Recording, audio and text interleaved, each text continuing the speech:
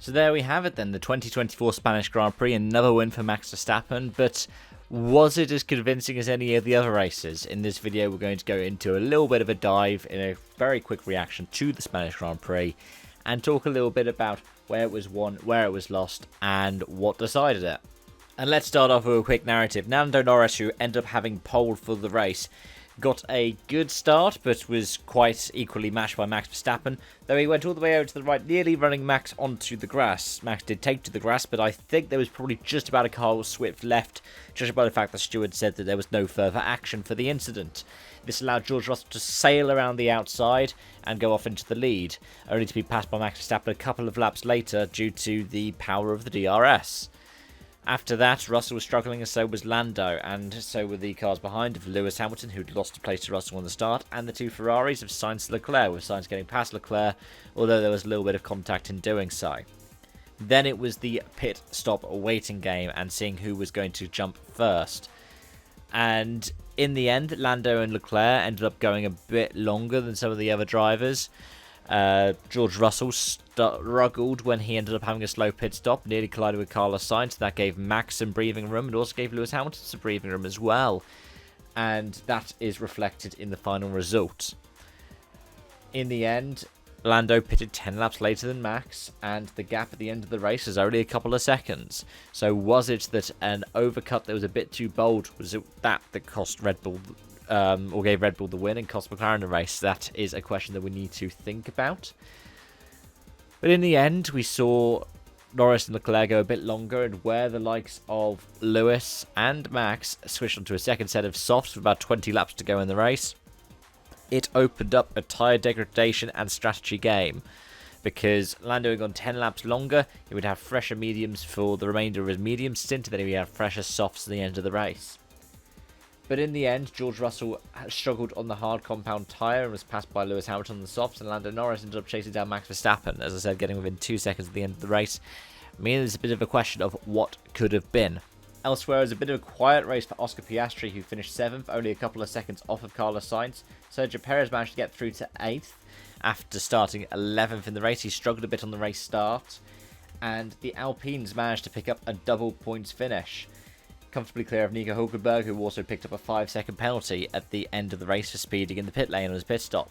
Other results of note included a struggle for the RBs. Daniel Ricciardo 15th, Yuki Tsunoda 19th, at a weekend where they brought upgrades to the track. So it's got to be a question of, did those upgrades mean that the RB went backwards? But overall, the big question's got to be, was the race won or lost based off strategy? I would argue that it was. But I would also argue that 2-second gap is actually narrower than what was the overall advantage for Red Bull. Because Lando had to push. Verstappen was able to take it a bit easier and then had to push in the final few laps to be able to try to maintain that lead and maintain the advantage over Norris. So whilst it means that Lando Norris has to wait a bit longer for a second win, it also means he's not converted a pole position to a race win yet. It shows that McLaren has potential, and that it is the more complete package compared to the Mercedes.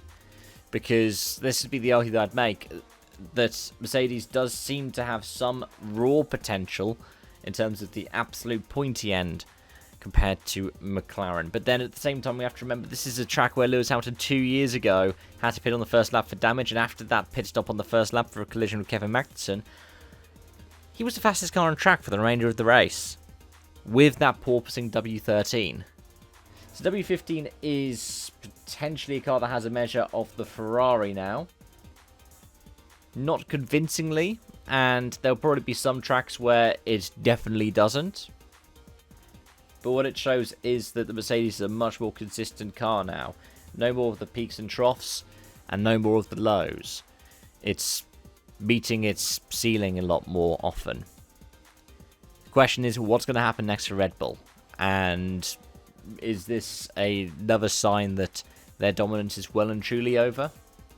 And that, I think, is the last question that we need to ask. Because at the end of the day, Sergio Perez finished 8th. And that could be a sign that the dominance is over, because Perez has been struggling. He's been struggling with qualifying and struggling with the race. But I would argue that it's something a bit different. I would say that Red Bull is pretty much up at its maximum at the moment without any major overhauls to part of the car. And that is where they're struggling. they would need some kind of overhaul to make the next step forward. And Verstappen's been complaining about things such as the handling over the curb, which is why he was driving the 2022 car around Imola. Verstappen doesn't like doing all these different things outside of racing. He doesn't even like having to race 24 weekends a year. So him doing that shows that there's a big reason why Max and Red Bull have made this decision. And I reckon that shows that Red Bull have to make big steps if they're making any improvement at all. Because, well, if you look at it, they're not improving by much whenever they bring any kind of updates to the car, not in the same way that McLaren or Mercedes have been as of late.